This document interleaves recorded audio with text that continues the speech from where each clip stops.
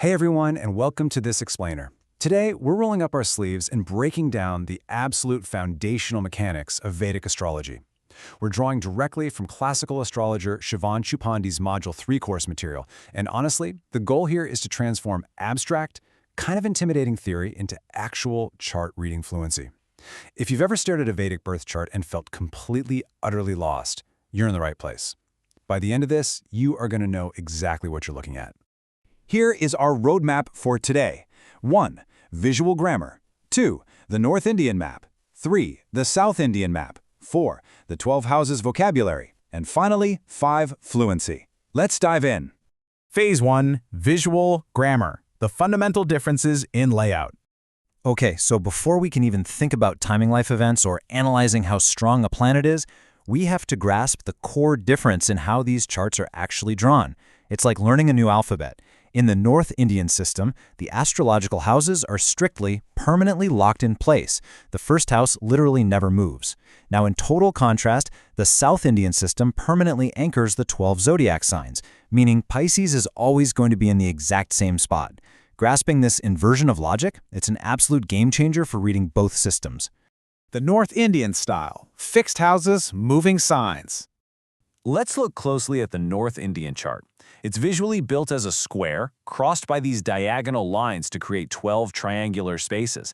Now, because the houses never move here, step 1 is always, and I mean always, finding that top-centered diamond. That top-centered diamond is the first house, the Lagna, every single time. It absolutely does not matter whose chart it is.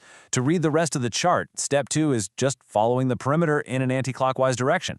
So you jump from the top center to the upper left, then the middle left, lower left, and, so on. The zodiac sign that occupies each house is simply written as a number inside that space. So you'd see a 1 for Aries or a 2 for Taurus. And hey, a fantastic tip from the source material: print out a blank North Indian template and actually write these positions in yourself. The hand learns what the eye misses, right? The South Indian style, fixed signs, moving houses. All right, now we literally flip the entire logic on its head.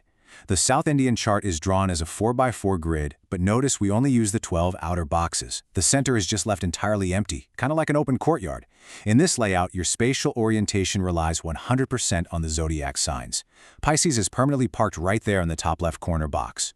From there, Aries, Taurus, and Gemini run along the top, Cancer and Leo run down the right side, and it just continues around the border. Now, because the signs are totally fixed, your specific first house, your ascendant, has to change location depending on your unique birth time. To find it, you just scan the grid for a box marked with a diagonal line, the letters AS, or sometimes the word Lagna. So once your eye locks onto that specifically marked ascendant box, boom, you've found the first house. To find the rest of the houses from there, you simply trace the perimeter in a clockwise direction. So let's say your Lagna is marked in the Leo box. Leo becomes house 1. The very next box, clockwise, Virgo, becomes house 2, Libra becomes house 3, and so on. It's a completely different flow, but it is incredibly systematic once you spot that starting marker. Now, you might be wondering, do I really need to learn both of these? Well, as the source points out, half the classical literature is basically closed to you if you only know one. But beyond just reading texts, they each offer a massive, distinct practical edge. The North style? It gives you rapid-fire house recognition. Because the houses never move, your brain instantly knows exactly where the 10th house of career or the 7th house of partnership is sitting. The South style, however, is vastly superior for visualizing planetary aspects and sign-based combinations simply because those zodiac signs are beautifully anchored in their dedicated boxes. Realistically, professional astrologers will actually toggle back and forth between both, just depending on what specific layer they're trying to analyze.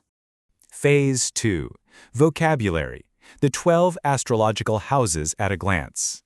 I'm going to fire through this table quickly, but notice how this is literally the journey of human life. Every classical interpretation flows directly from these 12 houses. We kick off with birth in the first house. That's the physical self and your vitality. Then we gather wealth and family in the second, build up our courage in the third, and seek the emotional comforts of mother and home in the fourth. The fifth house brings intelligence and children, while the sixth brings, well, the inevitable enemies, debts, and disease. Interestingly, the seventh rules both your spouse and your business partnerships, which, depending on your luck, probably require the exact same conflict resolution skills anyway. The eighth dictates longevity and sudden hidden events, leading to fortune, the father, and your dharma in the ninth. The 10th is your worldly career and public status. The 11th brings your gains and friendships, until finally, the 12th house dissolves the whole shebang into loss, foreign lands, and ultimate spiritual liberation, or moksha. Phase 3. Fluency. A live example of the First Lord. Okay, let's tie this all together. The absolute crucial, non-negotiable starting point in analyzing any chart is identifying the Lagnesh, also known as the First Lord. This is actually pretty simple. You just find the planet that rules whatever zodiac sign happens to be sitting in your first house. So if Aries is sitting in your first house, Mars is your first lord. If Gemini is in your first house, Mercury is your first lord. You can think of this planet as the CEO of your entire chart. It's running the show. So let's imagine you pull up a chart, locate that CEO First Lord, and you find it sitting way over in the 6th house. We just established a minute ago that the 6th house represents disease, debt, and enemies. So what does that actually mean for a real person? Well, synthesizing authoritative classical texts like the Brihat Parashara Hora Shastra and the Bhrigu Sutram tells us a very specific story. They dictate that this person will face early health challenges and intense opposition, sure, but, and here's the key, they will leverage that struggle into massive competitive dominance. They'll achieve freedom from debt and victory over their enemies, often absolutely thriving in careers that involve conflict. Think the military, litigation, or medicine. The opposition literally becomes the engine of their accomplishment. Now pay attention here because this is exactly where beginner astrologers get stuck. The exact same planetary placement can yield that victory in totally different ways depending on your ascendant. Let's compare an Aries ascendant to a Scorpio ascendant. For both of them, Mars is the first lord. For an Aries ascendant, Mars goes into the 6th house of Virgo. Virgo isn't exactly Mars's favorite sign, right? But the 6th house is an upachaya, a house of growth over time. It's a place where tough natural malefics like Mars actually thrive and learn to fight. Now look at the Scorpio ascendant. For Scorpio, the 6th house is Aries, so Mars is sitting in its very own sign. Classical texts treat this as a flawless example of a malefic doing exactly what a malefic is supposed to do. It is perfectly positioned, totally comfortable, and heavily armed to cut through enemies, conquer disease, and completely dominate the competition. It's the exact same baseline placement, but the underlying signs give it this incredibly beautiful nuance. So, what does this all mean for you? Well, here is your takeaway assignment to build some true fluency.